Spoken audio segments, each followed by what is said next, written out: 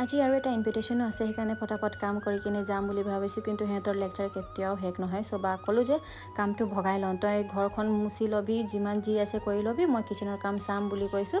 আৰু এইফালে দুটা পোৱালিৰ কেতিয়াও শেষ নহয় লেতেৰা কৰিবলৈ, সেইকেইটা লাগিয়ে আছে লেতেৰা কৰিবলৈ। আমি যিমান চাফা কৰি আছোঁ সিহঁতি লেতেৰা কৰি আছে। আৰু এইফালে আনি দিছিলে কাঁচকল, চ' ভাবিছোঁ চব্জি বনাই খাম বুলি।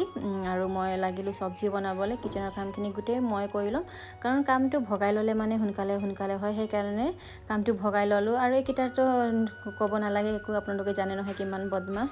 আৰু পটাপট গা পা ধুই কিনে সিহঁতকো ৰেডি কৰাই দিছোঁ। ফাৰ্ষ্ট প্ৰিয়াঞ্চিক ৰেডি কৰাই দিছোঁ, আৰু বাবু ৰেডি হৈ গ'ল। আৰু ঘড়ী লগাই দিব লাগে বোলে, আৰু আহিছে ঘড়ী লগাবলৈ। চ' লগাই দিছোঁ। এতিয়া ৰাইট হেণ্ডত লগাই নে লেফ্ট হেণ্ডত লগাই নাজানো, কমেণ্ট কৰি জনাবচোন কোনটো হাতত লগাই ল'ৰাৰ কাৰণে। আৰু এইফালে ময়ো হৈ গ'লোঁ ৰেডি, আৰু গৰমত একো পিন্ধিবলৈও মন নাযায়, চিম্পলকৈ ৰেডি হৈ লৈছোঁ। কেনেকুৱা লাগিছে কমেণ্ট কৰি জনাব। আৰু আপুনি বাও ৰেডি হৈ গৈছে। চ' গাইজ লগ পাম নেক্সট ব্লগত, বাই।